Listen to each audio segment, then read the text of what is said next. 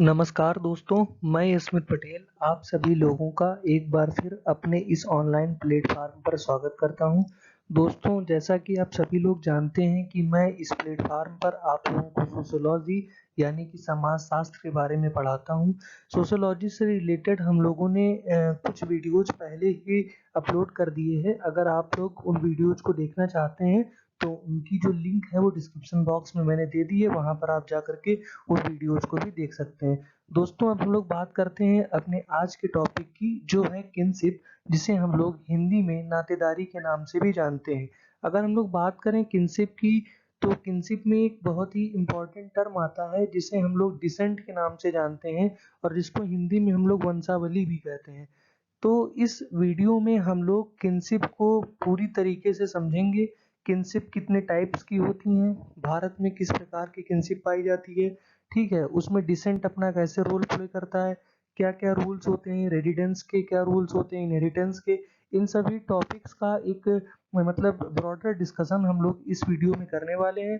तो मेरा आप सभी लोगों से अनुरोध है कि इस वीडियो को पूरा देखें ताकि आप लोग किनशिप जैसे टॉपिक को आसानी से समझ सकें, और किसी भी परीक्षा में अगर आपसे किनशिप से संबंधित कोई प्रश्न पूछे जाएं तो आप उनका हल आसानी से कर सकें। दोस्तों, अब हम लोग बात करेंगे किनशिप के बेसिक कॉन्सेप्ट के बारे में। जैसा कि वर्ड जो किनशिप है, जिसे हम लोग हिंदी में नातेदारी के नाम से जानते हैं। थोड़ा बहुत अंदाजा आप लोगों को होता ही है नातेदारी क्या होती है, क्योंकि ऐसा कोई मनुष्य नहीं धरती पर जिसकी कोई भी नातेदारी ना हो, मतलब कोई किसी के साथ संबंध ना हो। अगर आपका संबंध है किसी भी मनुष्य से, तो जाहिर सी बात है उसके साथ आपके ही कोई ना कोई नातेदारी अवश्य होगी। तो अगर हम लोग किनशिप को एक मतलब जनरल सेंस में डिफाइन करें, तो किनशिप जो है एक ऐसे लोगों का सेट बनाता है जो एक दूसरे से रिलेटेड होते हैं, संबंधित होते हैं, या तो किसी ब्लड रिलेशनशिप की मदद से, या मतलब मैरिज रिलेशनशिप की मदद से। तो हम लोग यह कह सकते हैं कि जो किनशिप है ये हमें डिनोट करता है group of peoples which are attached to each other either by the blood relationship or by the marriage relationship। ऐसे लोग जो ब्लड रिलेशनशिप से अटैच होते हैं उसे हम लोग कंसंग्युइनिटी के नाम से जानते हैं, और ऐसे लोग जो कि मैरिज रिलेशनशिप की वजह से रिलेट करते हैं उसे हम लोग एफिनिटी के नाम से जानते हैं। दोस्तों, जो अब बात आती है निकल के, वो हमें देखने को मिलती है। We have already made the general point that kinship relations are the outcome of the cultural interpretation of relations given in nature, and discussed some of the different ways in which sociologists have looked at the kinship system. In doing so, we have indirectly introduced some of the basic terms and kinship studies which we will now set out more systematically. You certainly do not need to memorize this rather overwhelming set of technical terms, but you should try to understand the basic principles and the distinctions that these key terms seeks to convey। यहाँ पर वही बात बताई गई जो हम लोगों ने किनशिप का एक जनरल इंट्रोडक्शन पहले ही दिया, कि जो किनशिप है वो हमें एक तरीके से हमारे रिलेशंस को एक्सप्रेस करती है कि एक मनुष्य का दूसरे मनुष्य के साथ क्या रिलेशन है, वो कैसे जुड़ा है, ठीक है। और उन सब चीज़ों को समझने के लिए जो हमें चीज़ की आवश्यकता होती है उसे हम लोग डिसेंट के नाम से जानते हैं, यानी कि जिसे हम लोग हिंदी में वंशावली के नाम से जानते हैं।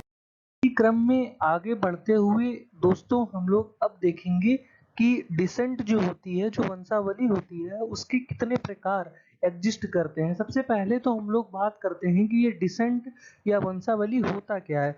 तो हम लोग ये कह सकते हैं डिसेंट जो है एक ऐसा सिद्धांत है जहाँ पर हमें यह देखने को मिलता है कि कोई भी बच्चा समाज में जो ग्रुप से वो जुड़ा होता है, आइदर ऑफ हिज और हर पेरेंट, मतलब वो कैसे जुड़ा होता है। हमें इससे ये पता चलता है कि वो मदर की साइड से जुड़ा है या कि फादर की साइड से जुड़ा है। इसी चीज का जो हम लोगों को सिग्निफिकेंस देखने को मिलता है वो under the principle of descent देखने को मिलता है। अगर हम लोग बात करें टाइप्स ऑफ डिसेंट की, तो उसमें जो सबसे पहला टाइप आता है वो है यूनिलीनियल डिसेंट, जिसके अंदर टू सब टाइप्स होते हैं, पैट्रीलिनियल डिसेंट एंड नंबर 2 मैट्रीलिनियल डिसेंट। जो दूसरा आता है उसे हम लोग डबल यूनिलीनियल डिसेंट के नाम से जानते हैं, और जो तीसरा टाइप है उसे हम लोग बाइलैटरल या कॉग्नेटिक डिसेंट के नाम से जानते हैं। सबसे पहले हम लोग बात करते हैं यूनिलीनियल डिसेंट की, जिसमें दो पार्ट्स हैं, पैट्रिलीनियल एंड मैट्रिलीनियल। इसमें क्या होता है कि वन लाइन ओनली। अगर हम लोग यूनि की बात करें तो जाहिर सी बात है, सबको पता होता है यूनि का अर्थ एक होता है। तो जहाँ पर जो हम लोग डिसेंट का ट्रेस करते हैं वो किसी एक साइड से करते हैं, या तो हम उसको फादर की साइड से करते हैं या तो हम उसको मदर की साइड से करते हैं। जब हम इसे फादर की साइड से करते हैं तो इसी को हम लोग पैट्रिलीनियल डिसेंट कहते हैं, और जब हम किसी के डिसेंट को मदर की तरफ से ट्रेस करते हैं तो उसको हम लोग मैट्रिलीनियल डिसेंट के नाम से जानते हैं। अगर हम लोग बात करें सेकेंड टाइप की, जिसे हम लोग डबल यूनिलीनियल डिसेंट कहते हैं, यहाँ पर क्या होता है कि जो बच्चा होता है वो किसी भी मतलब पेरेंट के किसी भी ग्रुप से अटैच हो सकता है, डिपेंडिंग ऑन द चॉइस। मतलब उसके पास चॉइस होती है, किसी एक चॉइस के लिए वो एक पेरेंट से जुड़ा होता है और किसी दूसरी चॉइस के लिए वो दूसरे पेरेंट्स के साथ जुड़ा होता है। जैसे कि अगर हम लोग बात करें एक एग्जांपल से, तो अगर कोई बच्चा जो है सिर्फ प्रॉपर्टी के लिए जुड़ा है अपने पिता के साथ, और जो संबंध उसको चलाने हैं, जो आगे रिलेशंस, जो सेरेमनी है उसमें जो उसको पार्टिसिपेट करना है, वो अपने दूसरे अदर पेरेंट के साथ जुड़ा है, तो इसी को हम लोग डबल यूनिलीनियल डिसेंट कहते हैं। जो हमारा थर्ड टाइप है, जिसे हम लोग बाइलैटरल या कॉग्नेटिक डिसेंट के नाम से भी जानते हैं।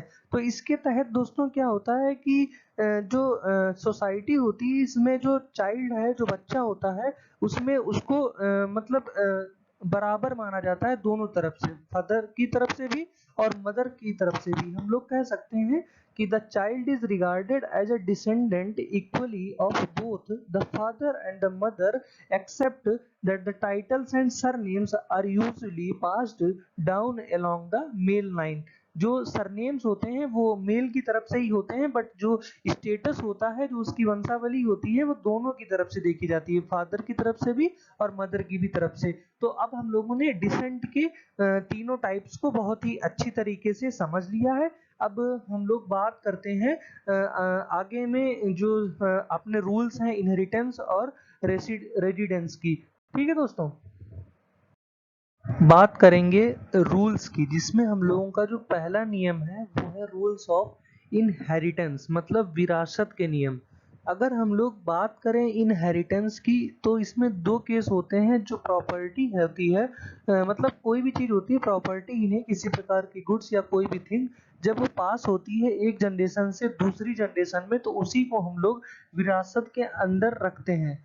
तो जो इसमें बात है, सबसे पहले the rules of inheritance tend to coordinate with the reckoning of descent in most societies, but not necessarily in a one-to-one manner. In fact, it is quite often the case that certain types of property pass from father to son and other types from mother to daughter. In most parts of India in the past, immovable property such as land and housing was inherited only by the sons, in the absence of sons, except under rare circumstances, by the nearest male relatives on the father's side. On the other hand, movable property in the form of cash and jewelry was given to the daughter at the time of her marriage, with a certain amount of jewelry also passing from mother-in-law to the daughter-in-law। जो इसमें बात बताई जा रही है वो ये कह रहे हैं कि जो इनहेरिटेंस का नियम होता है, जो विरासत का नियमावली होती है, वो किसी एक मैनर में नहीं चलती है। कहीं पर क्या होता है कि जो फादर की प्रॉपर्टी होती है वो कुछ समय बाद मतलब सन को मिलती है, लड़के को मिलती है, और जो मदर की होती है वो पुत्री को मिलती है। ये मतलब कहीं कहीं पर ऐसा नियम होता है। अगर हम लोग बात करें पुराने समय की, एंशिएंट पीरियड की, तो क्या होता था कि जितनी भी इमूवेबल प्रॉपर्टी होती थी, जैसे कि लैंड हो गया, हाउसिंग हो गया, वो सिर्फ और सिर्फ सन्स को मिलती थी विरासत के रूप में, मतलब लड़कों को ही मिलती थी। अगर किसी आदमी के लड़के नहीं हैं तो मतलब कोई मतलब ऐसी सिचुएशन होती है जहाँ पर अगर लड़के नहीं हैं तो जो फादर के साइड में जो नियरेस्ट मेल रिलेटिव्स हैं तो उसको मतलब उनको वो जो प्रॉपर्टी होती थी वो मिल जाती थी। यहाँ पर कहने का मतलब ये है कि कोई कपल है, अगर उनके जो बच्चे हैं उसमें सिर्फ लड़कियां हैं तो ऐसा नहीं है कि जो उनकी विरासत है वो लड़कियों को मिल जाती है। वहां पर क्या होता है कि जो उस लड़की के जो पिताजी होते हैं उसके जो बिल्कुल करीबी नातेदार होते हैं, जैसे मान लीजिए कि उनके जो अंकल होंगे जो उनके लड़के होंगे उनको मतलब उनके कजिन्स को, उस लड़की की कजिन्स को वो सारी की सारी विरासत दी जाएगी। और जितनी भी मूवेबल प्रॉपर्टी होती हैं जैसे कि कैश हो गई, ज्वेलरी हो गई, ये जब लड़की की शादी होती है तो उस समय उस लड़की को दे दी जाती है। और जो कुछ ज्वेलरी होती है वो मदर इन लॉ की तरफ से डॉटर इन लॉ को दी जाती है। ठीक है, अगर हम लोग बात करें कि जो और भी चीजें होती हैं जैसे कि rights and obligations, esoteric knowledge, crafts and skills, ये सब भी मतलब पास होती हैं किनशिप के रूल से ही। ठीक है, और ऐसा भी देखा गया है कि जैसे कि पुराने जमाने में क्या होता था कि इतना ज्यादा किनशिप का रोल रहता था कि अगर किसी के पिताजी डॉक्टर हैं या किसी के पिताजी आईएएस ऑफिसर हैं तो उसे भी उनके बच्चे को भी उसी सेम ऑक्यूपेशन को चूज करना होता था।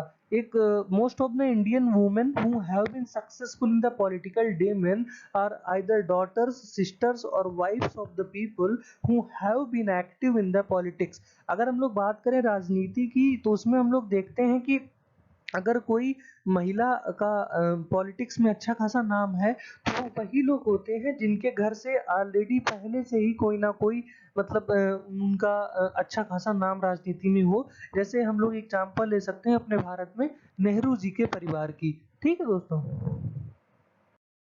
अब हम लोग बात करेंगे रेजिडेंस के नियम की, मतलब कि रूल्स ऑफ रेजिडेंस, जो निवास है उसके क्या नियम होने चाहिए।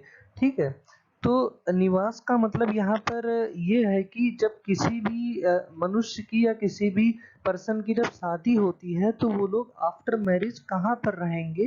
ठीक है, तो उस चीज को हम लोग रूल्स ऑफ रेजिडेंस के अंडर रखते हैं।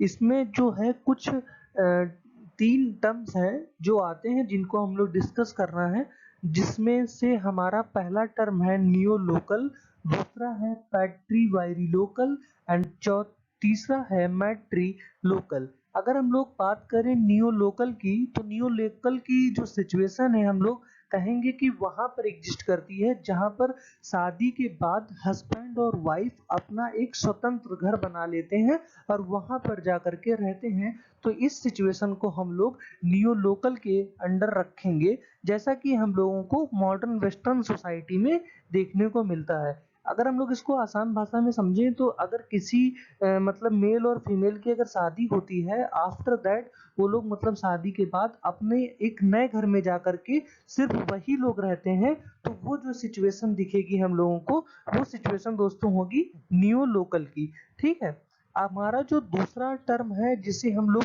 पैट्री वायरी लोकल या वायरी लोकल या पैट्री लोकल के नाम से भी जानते हैं। यहाँ पर क्या होता है कि जो वाइफ है goes to live with the husband in his parents home. यहाँ पर क्या होता है कि शादी के बाद जो वाइफ होती है वो अपने हस्बैंड के पिताजी के घर में जाकर के रहती है, तो उसको हम लोग पैट्रीवायरी लोकल की सिचुएशन के अंडर रखेंगे। जो तीसरा टर्म है उसे हम लोग मैट्री लोकल के नाम से जानते हैं, जो कि बिल्कुल रिवर्स केस होता है आपका पैट्री लोकल का। यहाँ पर क्या होता है कि शादी के बाद हस्बैंड जो है वो अपनी पत्नी के घर जाकर के रहता है। अगर ऐसी सिचुएशन कहीं पर भी हमको दिखती है तो वो हम लोग मैट्री लोकल के अंडर रखेंगे। ठीक है, on the whole patrilineal descent systems correlate with either neo-local or patry-local residence patterns. However, matrilineal descent systems may be combined with all the 3 types of residence. अगर हम लोग सिर्फ patrilineal descent की बात करते हैं तो वो हम लोगों को नियो लोकल में या पैट्री लोकल रेजिडेंस क्वार्टर में ही देखने को मिलेगी। और अगर हम लोग बात करते हैं मैट्रिलिनियल डिसेंट को, मतलब जब हम लोग मदर की तरफ से वंशावली को ट्रेस करते हैं, डिसेंट को ट्रेस करते हैं, तो वो सारे जो नियम्स हैं वो हमको तीनों टाइप्स के रेजिडेंस में देखने को मिलेंगे। और एक नया टर्म देखने को जो हमें मिलता है वो है ऑनकुलोकल। ठीक है, ये भी एक प्रकार का रेजिडेंस ही है, जहाँ पर जो रेजिडेंस होता है वो मदर्स के ब्रदर के साथ होता है, मतलब मम्मी के भाई के साथ जब हम लोगों का निवास रहता है, तो उस सिचुएशन को हम लोग ऑन टू लोकल रेजिडेंस के नाम से जानते हैं। ये भी इसमें भी जो डिसेंट है वो मैट्रिलिनियल, मतलब माँ की तरफ से ही ट्रेस किया जाता है। अब हम लोग बात करेंगे कि भारत में जो किनशिप का पैटर्न है वो कैसा एग्जिस्ट करता है, जो कि what is the situation of kinship in India. तो इस चीज को समझने के लिए हम लोगों ने एक रिसर्च कह लीजिए या रिपोर्ट कह लीजिए, जो कि एक समाजशास्त्री थी जिनका नाम था इरावती कार्वे। उन्होंने एक मतलब कंपैरिजन किया था साउदर्न जोन और आपका नॉर्दर्न जोन के बीच में। तो उनके हिसाब से ये था, अगर हम लोग सबसे पहले बात करें साउदर्न जोन में, तो यहाँ पर क्या होता था कि find a preference for the marriage with certain categories of the close kin, in particular with one or other or both of the cross cousins और even with the elder sister's daughter. Southern zone में क्या होता था कि जो preference दी जाती थी शादी के लिए, वो बहुत ही छोटे से मतलब रिलेशन को के अंदर ही वो लोग शादी करना पसंद करते थे। वो लोग जो रिलेशन एग्जिस्ट करता था उसको बढ़ाने की कोशिश नहीं करते थे, जैसे कि कजिन्स के साथ ही मतलब शादी करना, लेकिन जो पैरेलल कजिन्स होते थे उनके साथ ना करके मतलब क्रॉस कजिन्स के साथ करते थे। मतलब चाचा के लड़के के साथ कर सकते हैं, अपने सगे भाई के साथ नहीं कर सकते हैं। अपनी मतलब सिस्टर्स डॉटर के साथ वो अपने बच्चों का विवाह कर सकते हैं। तो इस प्रकार की सिचुएशन जो है वो हम लोगों को सदर्न जोन में देखने को मिलती है। On the whole the intermarrying groups or of comparable status to the actual marriage relationship might give rise to the temporary inferiority of the wife givers in the relation to the wife takers. The marriage will probably involve the groups which are geographically quite proximate even for the same village, and the bride will already be familiar with her in-laws. Southern zone की अगर बात करें तो यहाँ पर जो दुल्हन होती है वो पहले से ही अपने इन-लॉज को मतलब उनसे फैमिलियर होती है। वो उन लोगों को पहले से ही जानती होती है। ठीक है, मतलब जो उनका जो जियोग्राफिकल एरिया होता है वो पहले से ही डिसाइडेड होता है और उसी के अंदर ही वो लोग शादी करते हैं। जो नॉर्थ इंडिया का केस होता है ये बिल्कुल अपोजिट रहता है एक तरीके से साउथ इंडिया की कंपैरिजन में। यहाँ पर क्या होता है कि मैरिजेस जो होती हैं जो एक दूसरे से पहले से संबंधित हैं उनके बीच में ना होकर के वो लोग एक नए रिलेशन को, एक नए संबंध की बनाने की कोशिश करते हैं। ठीक है, यहाँ पर a rule of village exogamy also ensures that the brides are given to and taken from other villages or towns after at a considerable distance। यहाँ पर यह मानना होता है कि लड़की को मतलब दुल्हन को एक गांव को छोड़ करके नियमित दूरी में जो गांव स्थित है वहां पर ही उसका विवाह होना चाहिए। The bride therefore comes to her husband's family as a stranger। यहाँ पर जो दुल्हन होती है वो अपने पति के घर में आती है एक स्ट्रेंजर के रूप में। She will always be suspected of trying to alienate her husband's affections and will usually be blamed for the breakup of the joint family should a partition subsequently takes place. The distinction between the daughters and brides is very sharply emphasized in this system। यहाँ पर क्या होता है, जो difference भी हम लोगों को बहुत देखने को मिलता है अपने घर की लड़की और जो अपनी बहू होती है उसमें घर के लोग बहुत सारा अंतर करते हैं, बहुत भेदभाव करते हैं अनटिल एंड अनलेस जब तक वो जो बहू आती है वो उस घर की मतलब उस घर के लिए एक बच्चे को जन्म ना दे दे, मतलब वो लड़की जब तक माँ ना बन जाए तब तक उसके साथ तो एक अजीब तरीके से भेदभाव किया जाता है। In this region it is also often the case that marriages unite the groups whose social status is already unequal, the wife givers being of inferior status to the wife takers, while the marriage transaction commonly takes the form of dowry payment। यहाँ पर दो case exist करते हैं, जैसे हम लोगों ने पहले के वीडियोस में समझा था अनुलोम और प्रतिलोम के बारे में, जिसे हम लोग अब यहाँ पर नहीं डिस्कस करेंगे। अगर आप लोग जानना चाहते हैं अनुलोम और प्रतिलोम मतलब कि हाइपरगैमी और हाइपोगैमी मैरिजेस के बारे में, तो हम लोगों का जो वीडियो था मैरिज के ऊपर, जिसकी लिंक मैंने ऑलरेडी डिस्क्रिप्शन में दे दी है, आप लोग वहां पर जाकर उसे आसानी से समझ सकते हैं। तो यहाँ पर ये बात कही गई है दोस्तों कि यहाँ पर दो तरीके का केस एग्जिस्ट करता है, एक तो अनुलोम वाला और प्रतिलोम वाला। उसके साथ साथ एक डाउरी पेमेंट भी जुड़ जाता है। कहने को तो कई सारे कानूनी नियम बना दिए गए हैं कि दहेज लेना एक तरीके का अपराध है, बल्कि लेना ही नहीं दहेज देना भी एक तरीके का अपराध है, लेकिन अभी भी इंडिया में इसका प्रैक्टिस आम तौर पर किया जाता है। सिर्फ मतलब ऐसा नहीं कि किसी एक धर्म में इसको किया जाता है, सारे धर्म इसका एक तरीके से मतलब इन्फ्लुएंस्ड हैं इस चीज से। At it all in all, we have this combination of features, the social, structural, local of also such practices as levirate marriage, sati female infanticide, and lately bride burning or dowry deaths। कहीं कहीं पर तो ऐसा होता है कि कई सारे विवाह के नियम मतलब डिक्लेयर कर दिए गए हैं, जिनका हम लोगों ने पहले से ही डिस्कशन कर रखा है अपने मैरिज वाली सीरीज में।